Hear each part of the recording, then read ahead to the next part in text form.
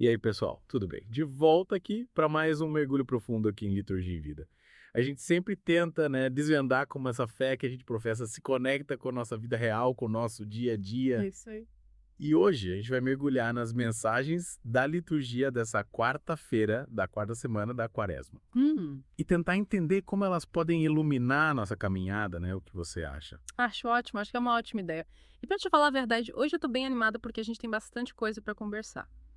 3 ideias principais que a gente encontra nas leituras me chamaram muita atenção.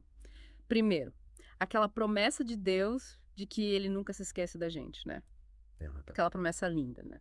Segundo, a gente vai ver como a natureza de Deus é misericordiosa e justa ao mesmo tempo. É um paradoxo, né? Um paradoxo, exatamente. E por último, a gente vai ver como Jesus age em união com o Pai para trazer vida nova pra gente. Perfeito.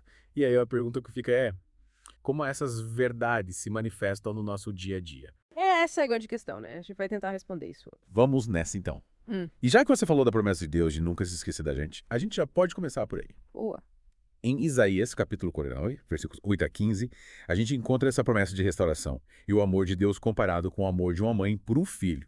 É muito forte isso. E sabe o que me deixa intrigada nessa passagem? É que ela meio que admite, mesmo que hipoteticamente, que o amor materno pode falhar. É. Quer dizer, a mais forte das ligações humanas entre mãe e filho pode, em teoria, ter uma falha. É, pode acontecer. Mas o amor de Deus, a promessa divina, é apresentada como algo que supera até essa possibilidade.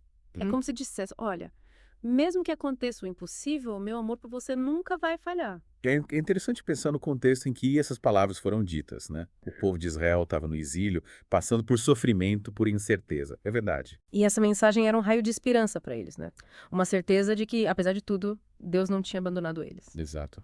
E essa mensagem ecoa até hoje pra gente, né? Totalmente. Quantas vezes a gente se sente sozinho, esquecido no meio das dificuldades? É como se as lutas que a gente enfrenta fossem invisíveis para os outros, né? É, a gente se sente só. E aí essa passagem vem como um lembrete, sabe?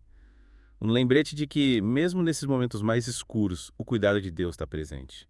Ele está vendo a gente, está com a gente. E essa imagem da maternidade, né, que o profeta usa, ela é muito forte. É verdade. A profundidade, a persistência, a incondicionalidade do amor de mãe. A mensagem é que o amor de Deus é ainda maior que isso. É um amor que não tem limites. É. Hum. É um amor que eu falo, a gente já falou sobre isso, mas talvez a gente pudesse se perguntar em que momentos da nossa vida a gente tem mais dificuldade em acreditar nesse amor. É verdade. Em que momentos a gente duvida? Boa pergunta. E já que você falou em questionar, essa reflexão nos leva para o Salmo que exalta a bondade e a misericórdia de Deus. Tem aquela frase: o Senhor é bondoso e compassivo, lento para a cólera e cheio de misericórdia. É como se fosse um retrato de Deus, né? Sim, e o que mais me toca nesse salmo é que Deus é descrito como alguém que está perto de todos que o buscam com sinceridade. É, ele está ali, É. disponível.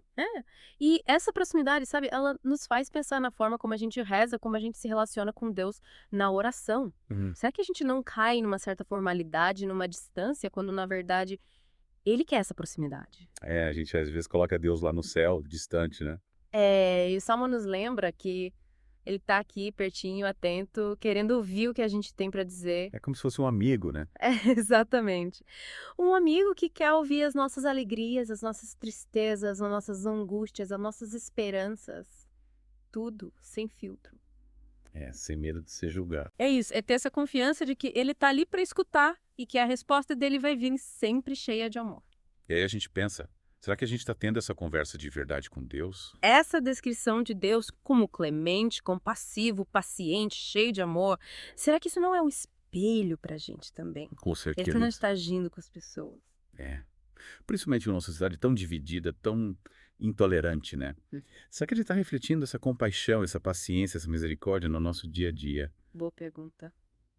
E o Salmo continua, né, descrevendo Deus como fiel à sua palavra, agindo com santidade, amparando quem tropeça, levantando quem cai. Uhum.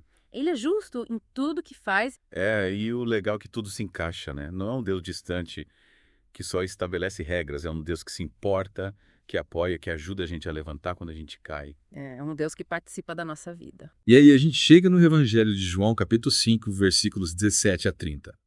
Aqui, Jesus afirma com todas as letras: meu Pai continua agindo até agora e eu também ajo. É uma frase poderosa. E essa declaração, como a própria leitura diz, causou um rebuliço entre os judeus da época. Por que essa afirmação era tão chocante para eles? Porque para eles, Jesus estava se colocando no mesmo nível de Deus, né? Chamando Deus de Pai de um jeito tão íntimo que soava como blasfêmia. E ainda por cima estava desrespeitando a lei do sábado, segundo a interpretação deles. Eles não estavam preparados para essa ousadia de Jesus. Não. Mas essa afirmação da unidade com o Pai é fundamental para a gente entender a missão de Jesus aqui na Terra. E qual seria essa missão? A missão de Jesus é realizar a vontade do Pai, que é trazer vida nova, vida plena para toda a humanidade. Ele se apresenta como um juiz justo, mas que age em sintonia com o coração do Pai. O objetivo é salvação, a vida eterna para quem crê nele. Então, quando Jesus fala que age da mesma forma que o Pai, ele está nos dando um exemplo, tipo, um chamado para a gente também viver em união com Deus em tudo que a gente faz. Exatamente. É como se dissesse, olha, eu e meu Pai somos um e vocês também podem ter essa união com a gente. No mundo que valoriza tanto a autonomia, a independência a qualquer custo, né? Jesus mostra que a verdadeira vida plena está na comunhão com Deus. A gente se realiza quando a gente se conecta com Deus, quando a gente faz a vontade dele. É isso. E essa entrega, que pode parecer paradoxal, é o que nos liberta de verdade. É se alinhar com o plano de amor do Pai. E a leitura fala de uma hora, né? O que seria essa hora no contexto do Evangelho de João? Essa hora é o momento da glorificação de Jesus, através da paixão, morte e ressurreição. É o tempo da graça, da salvação, da renovação da aliança de Deus com a humanidade. É um tempo que culmina na Páscoa que a gente celebra e que a gente relembra em cada Eucaristia. E como essa união entre Jesus e o Pai fica mais clara depois da ressurreição. Depois da ressurreição, fica evidente que ouvir o Filho é crer no Pai, ouvir a palavra de Jesus é ouvir a voz de Deus. A fé que a gente professa e a forma como a gente vive estão conectadas. Jesus e o Pai são um. E essa unidade se mostra no poder de Jesus de dar vida a quem Ele quer, assim como o Pai ressuscita os mortos. Então a gente entende que honrar o Filho é honrar o Pai. Exatamente. E quem escuta a palavra de Jesus e acredita nele, já tem a vida eterna, já passou da morte para a vida. Exatamente.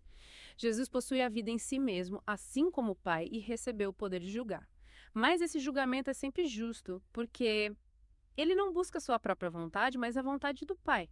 É um modelo de obediência e de sintonia com o Pai. Nossa, depois dessa imersão nas leituras, como a gente traz tudo isso para o nosso dia a dia? Como esses ensinamentos podem impactar a nossa vida de verdade? Aí que está a chave da questão. As leituras de hoje nos inspiram, antes de tudo, a ter coragem de confiar na ação de Deus, mesmo sem entender tudo. Assim como Jesus, né, a gente é chamado a viver com a certeza de que Deus está agindo na nossa vida. Mesmo que a gente não veja, ele está lá. Isso, trazendo cura, restauração, esperança, mesmo no meio das dificuldades. E aquela imagem do amor de mãe que a gente viu em Isaías. Como a gente aplica isso no dia a dia? Num mundo que muitas vezes parece frio e indiferente, esse amor materno de Deus é um bálsamo, né? Ele nos lembra que a gente nunca está sozinho, que somos amados e cuidados por um Pai que nos conhece de verdade. E a gente pode experimentar esse amor acolhendo o outro, praticando a solidariedade, estendendo a mão para quem precisa. Ser um canal desse amor, né? E a misericórdia divina que a gente viu no Salmo.